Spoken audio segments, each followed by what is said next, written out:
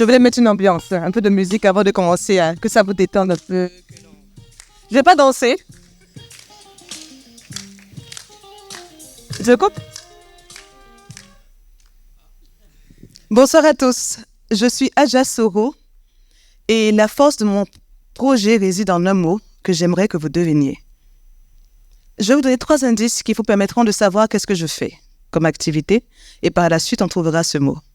Vous êtes prêts? Vous êtes prêts à jouer? J'ai pas de cadeau, je suis désolée, mais... Le premier indice, c'est Génération Fire. Je savais que vous n'alliez pas trouver. Le deuxième indice, c'est Kizazi. Ça vous dit rien toujours. Si vous ne trouvez pas le dernier, je m'en vais. Le dernier, c'est Kiriko, mon ami. De l'animation.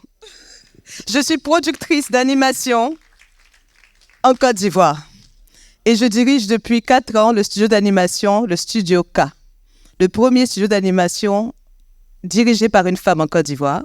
Je suis la vice-présidente de l'Association des studios d'animation de Côte d'Ivoire, on en a 17. Et je suis aussi membre des Emmy Awards.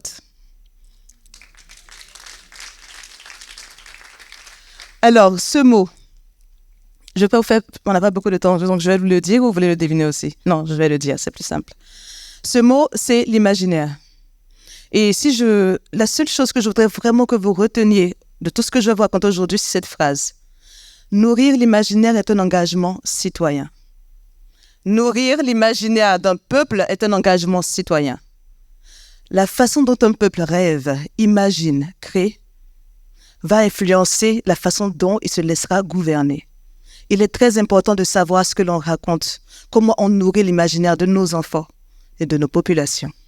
Et chez nous, à Studio K, ce que l'on fait, notre objectif, c'est de nourrir l'imaginaire des enfants à travers le continent, à travers sa diaspora, à travers le reste du monde, en produisant des divertissements qui ont cette plus-value culturelle et historique, le patrimoine culturel et historique africain inséré dans de l'animation. Alors, l'audience africaine ou l'audience africaine, l'audience afro, donc afro-descendants, les Américains blacks, c'est une audience qui aujourd'hui décide ce qu'elle regarde. Le pouvoir d'achat des Afro-Américains est de 1600 milliards de dollars. On a 326 millions d'Africains qui font la classe moyenne et classe supérieure. Quand sur le continent, les personnes de moins de 15 ans représentent 41% de la population. On a 5 millions de personnes qui ont souscrit au streaming sur le continent et ce chiffre va tripler d'ici 2026. Donc, on aura 15 millions de personnes. Et selon PricewaterhouseCoopers, le marché du streaming en Afrique va représenter 2 milliards de dollars. Un autre chiffre d'animation simple pour vous donner un peu une idée de ce que c'est que ce marché. En 2021, Disney a généré 56 milliards de dollars rien que dans les produits dérivés. Dans les poupées, dans les sacs, même pas dans l'animation, rien que dans les produits dérivés. Donc, c'est un marché très puissant et on a une audience africaine, afro-américaine, afro-descendante, diaspora très puissante et qui sait ce qu'elle veut. Et pour nous, c'est un super terrain de jeu parce que toute cette plateforme recherche du contenu africain. Toutes ces chaînes, on en a 600 en Afrique pour 75 millions de foyers, recherche du contenu africain. Et là, vous avez les studios d'animation les plus importants. Je n'ai pas mis le nôtre pour faire humble. Les plus importants d'Afrique, ils sont essentiellement anglophones, donc il y a quelque chose, nous les francophones aussi, à faire, ça suffit. Mais c'est des studios qui se battent et qui challengent vraiment le marché de l'animation, qui nous donnent envie de faire de l'animation de qualité, de l'animation à portée internationale. Et ça, c'est l'un de nos premiers challenges au niveau de Studio K.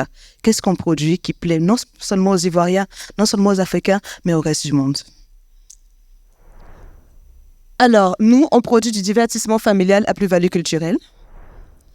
Et là, c'est un petit extrait de nos animations. On fait du court-métrage, du long-métrage et de la série. Nous les avons développés en Côte d'Ivoire. Nous produisons une partie, partiellement les premiers en animation, la partie développement et la partie production à l'étranger. Pourquoi? Parce qu'on a un challenge de techniciens formés localement. On n'a pas d'école d'animation en Côte d'Ivoire. Et donc, on espère en tout cas former des techniciens, mais pour l'instant, nous externalisons une partie de notre production.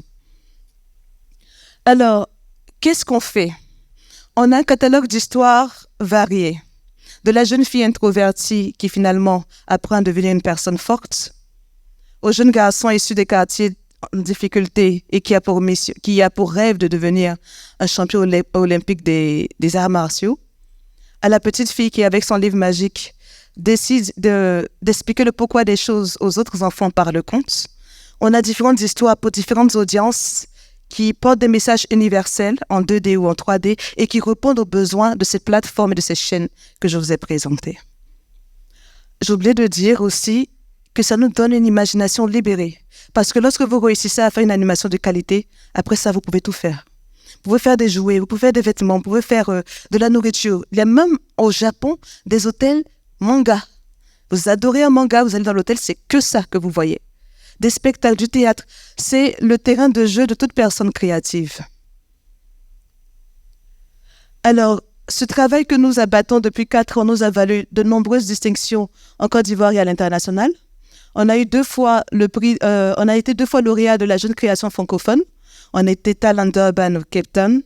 On a été lauréat on a eu l'aide au développement du Fonds Image de la francophonie qui est extrêmement compétitif, donc j'en suis assez fière. Et bien d'autres prix. Et surtout, il y a quelques jours, on a eu le prix de l'animation de la main de la ministre de la Culture française. Merci. Et ça, c'est une belle victoire, c'est une motivation. Aujourd'hui, notre entreprise a une valeur estimée à 2 millions de dollars. Nous avons des projets dont les coûts de production vont à 15 millions de dollars ou un peu plus. Et pour vous dire, l'animation a une rentabilité moyenne quand c'est un succès d'au moins 500%. À titre d'exemple, La Reine des Neiges a coûté 150 millions de dollars. Devinez combien ça a rapporté? Un chiffre, s'il vous plaît. Oh, ne me faites pas dire, ce ne serait pas drôle. Non, 1 milliard et quelques de dollars. 150 000 dollars, ils ont dépensé quasiment la même somme pour la promotion parce que c'est aussi ça qu'il faut faire, il faut avoir des ressources pour la promotion. Mais ils ont gagné plus d'1 milliard de dollars. Imaginez qu'on fasse de très beaux films africains dans des standards pas aussi ambitieux que Disney, mais dans des standards qualitatifs. Non, pour un début, je suis modeste, mais plus ambitieux, si on a le cachet, on peut le faire. Hein. Moi, j'ai rencontré il y a trois techniciens d'animation qui ont vu un de nos projets d'animation. Notre projet, le phare, qui est dans le top 5 des meilleurs scripts de la Maison des scénaristes de France, sur 300 scripts. On a montré le design à ces techniciens. Ils nous ont dit, vous avez le budget, nous, on est à Montpellier, mais on vient travailler là-dessus. Et on travaillera avec des techniciens ivoiriens. On va les former pour qu'ils soient aussi bons. Donc, ça veut dire que nos projets sont bien.